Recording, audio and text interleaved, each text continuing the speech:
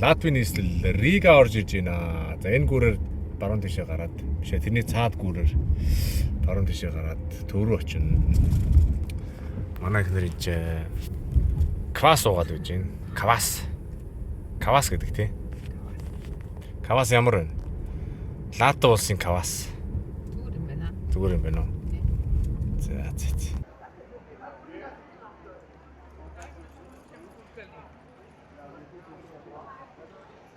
Юу жаа? Матчатай юм мэдэж юм. Ямар вэ? Гоё юм. За бид Ригад Латвийн нийслэл Ригад ирсэн байна. Ер нь их жуулчид ихтэй. Гоё газар шүү.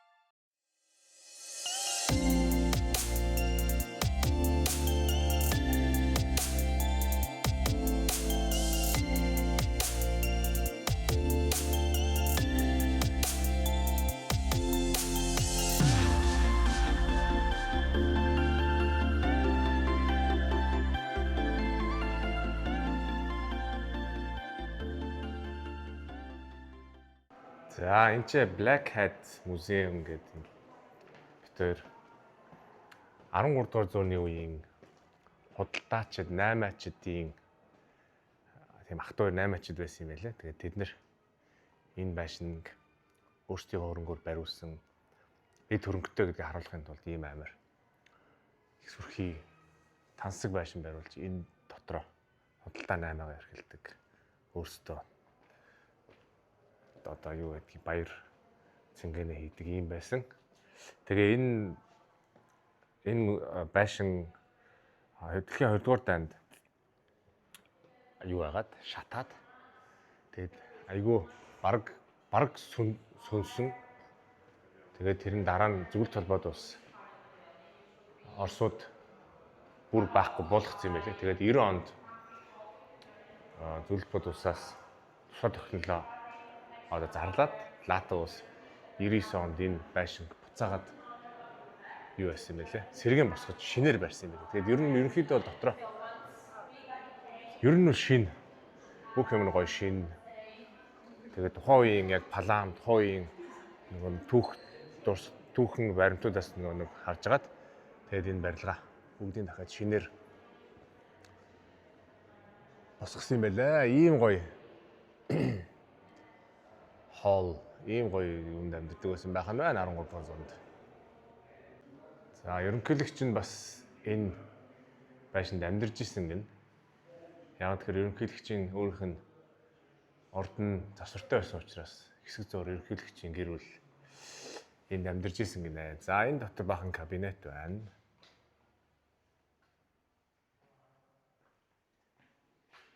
Оо янз.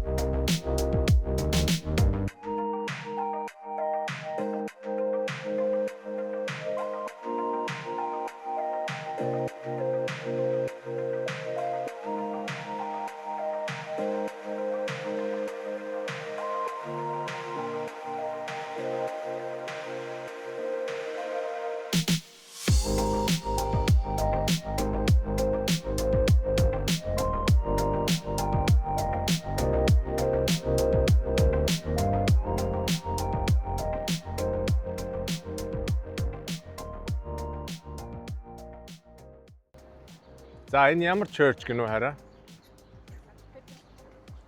St. Peter's Church. Вау. Тэр үү те St. Peter's Church.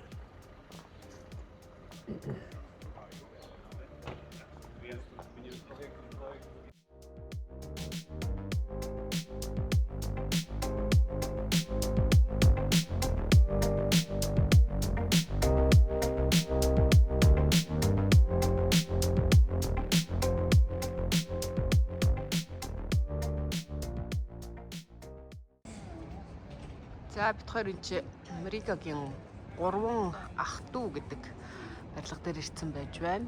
Энэ 3 ах トゥ. Энд ах トゥ нууд амьдарч байгаагүй. Зүгээр энэ номер 17 нь 1400 онд баригдсан. Дараагийнх нь энэ нь болохоор 1600 онд баригдсан. Тэнгүүтээ энэ нь болохоор хамгийн түнд гартлынх нь 1700 үед баригдсан. Ингээд нэг 200 жилийн Ригагийн архитектурынх нь яаж өсөж хөгжиж шинээр бүтээгдэхүүн шинээр байшин барилга барьсан талаар харж байна гэж. Юм ярьж байгаад яг яриад болтолоод гоё юм байна. Энд нь тэгээ нэг баян худалдаачид амьдарч ирсэн гинэ.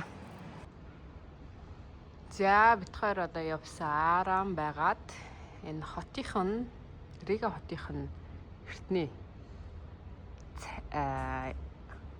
хэрэгэм гэх юм уу хан хэрэгэм дээр явж байна.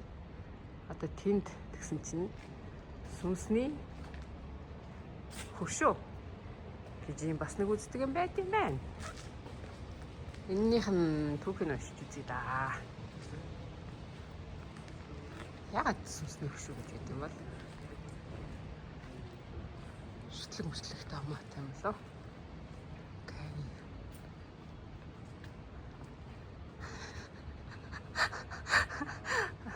Everything.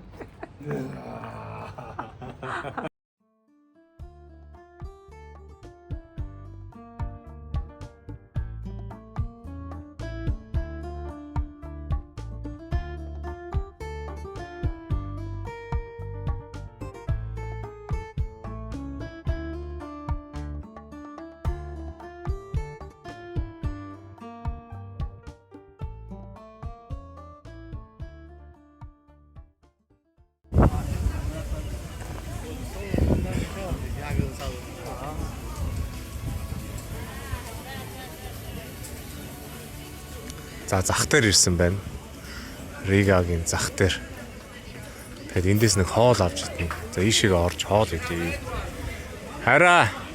Ийшээ явж хоол идээ. Юм идээ. Орё. Юм идээ. Тэгээ.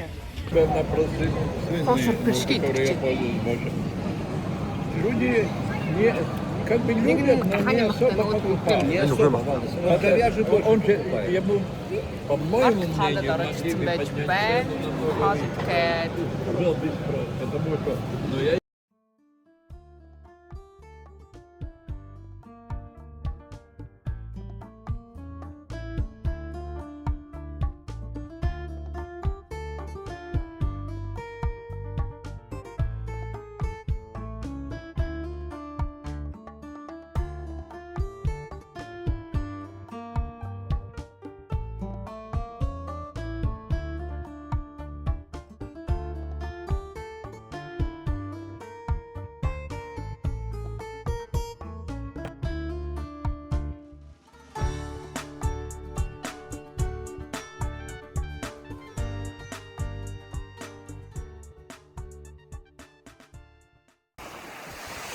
За тэгэхээр одоо стартт явж байна.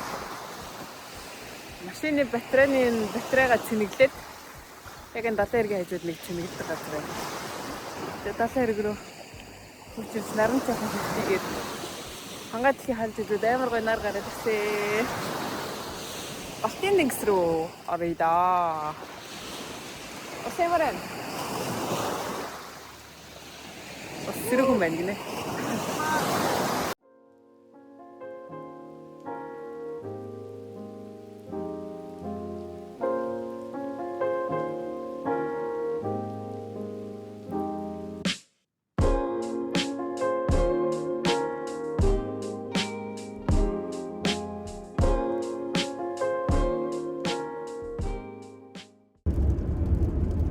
За битгаар одоо Таллин руу явж байна. Эстоны Таллин. Замдаа нэг газар хонондоо нэг кемпинг дээр. Эстон улс чинь нэг майхнаад өөртөө бариад дуртай газараа ер нь хонж болт юм байна. Тэгж туршиж үзье гэж бодоод ер нь явж байна. Далайн эрэг дээр жоохон бороо ороод байна. Яадаг юм байгаа юм. Гэсэн чинь битгүүрийн явж байгаа рүүтэ дээр ер нь бол бороо ороод байгаа байхгүй юу? Тэгэл нэг 40-100% бороотой. Тэгсэн чинь уншсан чинь ер нь угаасаа нэг тийм байдаг. Гэхдээ тэрэнд нэг яагаад ах шаардлага байхгүй. Бороо орно гэдэг чинь байнга бороо ороод байна гэсэн үг шүү. 40-100% гэж байгаа хэрнээ 30 минут хүлээж 30 минутын дараа өөр болчдөг гэсэн тийм нэг яриа байдаг гинэ. Ер нь тийм байгаад байна. Очоод нэг майхна бариад нэг үзэндээ. За битгаар хотелд ороод ирээд байж байна. Майханд оноо гэсэн чинь гадаа бороо орсон учраас хоёр бас нэг хотел захиалаад замдаа тэг ороод ирлээ. Энд доороо ресторан байна. Доошоо гарч хоол идэх юм хэлгээд. Ийм л өрөө байна да. Ишиж орлонтой. Хүмүүлэн байна.